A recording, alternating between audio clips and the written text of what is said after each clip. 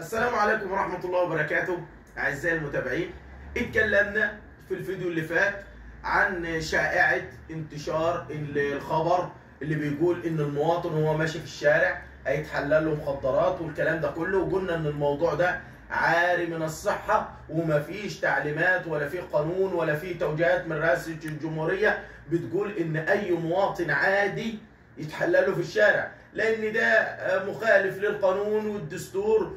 و يعني محكمة النقد تصدت في القصة دي لموضوع إنه النيابة العامة نفسها كسلطة اتهام ما عندهاش الصلاحية إن تجبر المتهم اللي قدامها على التحليل. يعني تصدت لأن النيابة العامة كسلطة اتهام ما تقدرش تغصب على متهم إنه يحلل غصب عنه.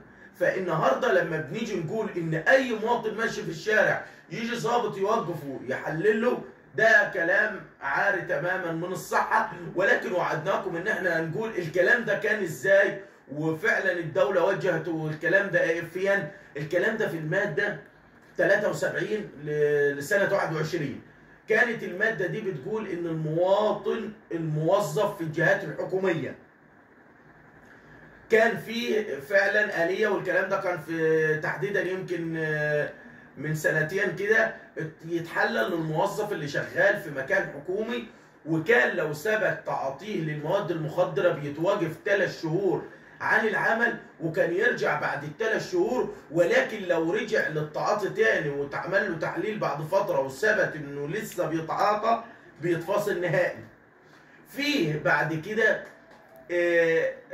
سائقو الشاحنات اللي هو السواقين بتوع النقل، السواقين اللي هم بتوع المواصلات العامة، اللي هو متحكم في حياة الناس. ده فعلا بتبقى في حملات منه، في تنسيق ما بين وزارة الداخلية والمرور، في حملات ان هم بيحاولوا يحجموا موضوع التعاطي لدى السواقين، لان السواقين يعني الا من رحم ربه طبعا عشان ما نظلمش الناس كلها. يعني الناس مع ضغط الشغل والواحد بيطبق وردتين وده مسافر وده مش عارف ايه، فشايف ان في المواد المخدره حاجه بتساعده ان هو يقدر يطبق اليوم ويقدر يشتغل يوميا. وممكن واحد رايح مثلا من بلد لبلد بيقدر يواصل ان هو يسوق ممكن باليوم والاثنين. لا، احنا بنقول لك سوق على قد ما تقدر بس بصحتك وبعقلك، بحيث تبقى محافظ على صحتك ومحافظ على ارواح الناس.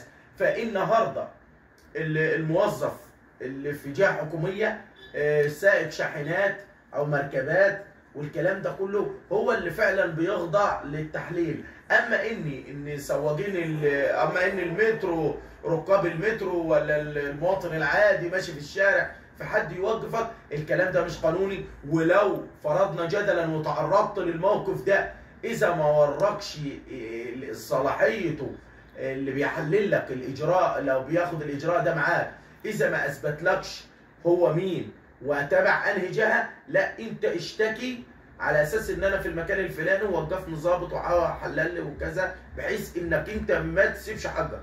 الكلام ده مش قانون وما نزلش بيه قانون ومش مطبق الا على فئات معينه من الشعب. ويا ريت نتحرى الدقه، رغم ان في ناس زي ما قلت هتقول ان هو احنا كنا عايزين القرار ده يتطبق على اساس ان البلد تتحاكم شويه، ولكن هيتطبق بعد فتره، ولكن باليات وضوابط ما تجرش على حريه المواطن.